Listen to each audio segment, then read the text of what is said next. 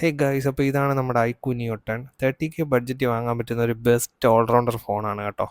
ഞാനപ്പം ഒരുപാട് വലിച്ചു നീട്ടുന്നില്ല, സിമ്പിളായിട്ടൊരു റിവ്യൂ പറഞ്ഞുതരാം. ഇതൊരു വർത്തിയായിട്ടുള്ള ഡിവൈസാണ് കേട്ടോ.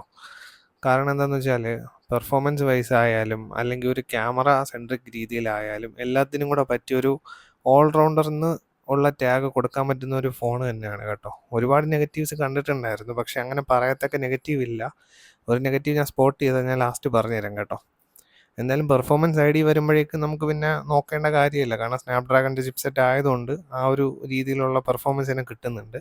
പിന്നെ ക്യാമറ ഡിപ്പാർട്ട്മെൻറ്റിൽ എനിക്ക് പെർഫെക്റ്റ് ആയിട്ടാണ് തോന്നിയത് കേട്ടോ. ഈ ഒരു സെഗ്മെൻറ്റിൽ അത്യാവശ്യം നല്ല ക്വാളിറ്റിയിലാണ് കിട്ടുന്നത് കേട്ടോ. പിന്നെ ഓവർ ഷാർപ്പനിങ് പോലെ ഫീൽ ചെയ്യുന്നുണ്ടെന്ന് ഒരുപാട് പേര് പറഞ്ഞായിരുന്നു. എനിക്കങ്ങനെ ഫീൽ ചെയ്തിട്ടില്ല. നോർമൽ കളർ ബൂസ്റ്റിംഗ് തന്നെയാണ്. നാച്ചുറൽ ആണോന്ന് വെച്ച് കഴിഞ്ഞാൽ അങ്ങനെയും പറയാൻ പറ്റത്തില്ല. വിവോയുടെ ഒരു സയൻറ്റിഫിക് കളർ ഉണ്ടല്ലോ, കളർ ടോണിങ്, അത് അങ്ങനെ ആ ലെവലിൽ കിട്ടുന്നുള്ളൂ. ഇപ്പോൾ ഈ പോർട്രേറ്റ് ഒക്കെ നോക്കിക്കഴിഞ്ഞാൽ കണ്ടോ, എഡ്ജ് ഡിറ്റക്ഷനൊക്കെ പക്ക പെർഫെക്റ്റ് ആണ്. കാരണം ആ ഒരു ചിപ്സെറ്റിൻ്റെ പവർ തന്നെയാണ് ഡിറ്റക്റ്റ് ചെയ്യുന്നതും എല്ലാം. ക്യാമറയുടെ സെൻസറും ആ രീതിയിൽ നോക്കുമ്പോൾ ഒരു പെർഫെക്റ്റ് തന്നെയാണ്.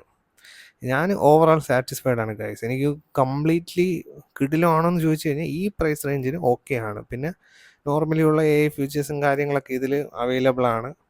ഫണ്ട് ചോയ്സ് യൂസ് ചെയ്യുന്നവർക്ക് അറിയായിരിക്കും. ഇപ്പോൾ വിവോയുടെ സ്മാർട്ട് ഫോൺ യൂസ് ചെയ്യുന്നതിൽ കിട്ടുന്ന സെയിം ക്യാമറയുടെ ഈ AI ടെക്നോളജി കാര്യങ്ങളൊക്കെ ഇതിലും കിട്ടുന്നുണ്ട്. ഐക്യൂം വിവോയും ഏകദേശം സെയിം തന്നെയാണ്. ഫണ്ട് ചോയ്സ് ആയതുകൊണ്ട് സെയിം ഇൻ്റർഫേസും കാര്യങ്ങളൊക്കെ തന്നെയാണ് കേട്ടോ. AI ഒക്കെ പെർഫെക്റ്റ് ആയിട്ട് വർക്ക് ആവുന്നുണ്ട്, വേറെ പ്രശ്നമൊന്നുമില്ല കേട്ടോ. പെർഫെക്റ്റ് ആയിട്ട് കിട്ടുന്നുണ്ട്. ഒരുപാട് റിസൾട്ട് നോക്കിയായിരുന്നു. ഞാൻ ഒരുപാട് വലിച്ചു നീട്ടാൻ ഉദ്ദേശിക്കുന്നില്ല, അതുകൊണ്ടാണ് പെട്ടെന്ന് കാണിച്ചു തരുന്നത് കേട്ടോ. പിന്നെ ഗെയിമിങ്ങിൻ്റെ സെക്ഷനിലോട്ട് പോയി കഴിഞ്ഞാൽ ഞാൻ BGMI ടെസ്റ്റ് ചെയ്തായിരുന്നു, കോൾ ഓഫ് ഡ്യൂട്ടി ടെസ്റ്റ് ചെയ്തു, എന്നിട്ട് ഞാനത് അൺഇൻസ്റ്റാൾ ചെയ്തായിരുന്നു. എനിക്കത് വലിയ താല്പര്യമില്ല. സോ BGMIയുടെ കാര്യത്തിൽ ഞാൻ ഗെയിം പ്ലേ കാണിക്കുന്നില്ല, കാരണം വീഡിയോ ഒരുപാട് ലെങ്ത് ആക്കാൻ ഉദ്ദേശിക്കുന്നില്ല. ഞാനൊക്കെ ഒരുപാട് കളിച്ചായിരുന്നു, ഒരു 15 ദിവസത്തോളം കണ്ടിന്യൂസ്ലി കളിച്ചായിരുന്നു. നല്ല പെർഫോമൻസ് ആണ് കിട്ടുന്നുണ്ട്. ഈ ഒരു റേഞ്ചിൽ നല്ല രീതിയിലുള്ള സ്മൂത്ത്നെസ് കിട്ടുന്നുണ്ട്. പിന്നെ 120 ഹെർട്സിൻ്റെ സപ്പോർട്ട് വരുന്നുണ്ട്, സ്മൂത്തിൽ 120 ഹെർട്സ് വരുന്നുണ്ട്. പിന്നെ ബാലൻസ്ഡ് HDR-ലൊക്കെ പോകുമ്പോഴേക്കും നമുക്കൊരു 60 കിട്ടുന്നുള്ളൂ കേട്ടോ, 90 കിട്ടുന്നില്ല. നെക്സ്റ്റ് അപ്ഡേറ്റിൽ കിട്ടുമെന്നാണ് പറഞ്ഞത് ബാലൻസ്ഡിലോട്ട് പോകുമ്പോൾ, പക്ഷെ നിലവിൽ കിട്ടുന്നില്ല. എന്തായാലും അൾട്രാ HDR സപ്പോർട്ട് ആവുന്നുണ്ട്. ഞാൻ അത് ഡൗൺലോഡ് ചെയ്തിട്ടില്ല, സപ്പോർട്ട് ആവുന്നുണ്ട്. പിന്നെ സ്മൂത്തിൽ ഇപ്പം 120 വരെ നല്ല രീതിയിൽ ഫ്രെയിം ഡ്രോപ്പ് ഇല്ലാതെ തന്നെ കളിക്കാൻ പറ്റുന്നുണ്ട്. നല്ല വൈഫൈ കണക്ഷനൊക്കെ ഉണ്ടെങ്കിൽ സ്മൂത്തായിട്ട് തന്നെ കളിക്കാം കേട്ടോ. ആകെ സ്പോട്ട് ചെയ്ത നെഗറ്റീവ് എന്ന് പറഞ്ഞു കഴിഞ്ഞാൽ ഇതിൻ്റെ ക്യാമറയിൽ ഫോഗ് ഇഷ്യൂ വരുന്നുണ്ട്.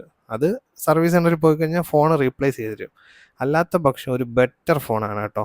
30K വാങ്ങാൻ പറ്റിയ ഒരു ബെസ്റ്റ് ഫോണാണ് കേട്ടോ.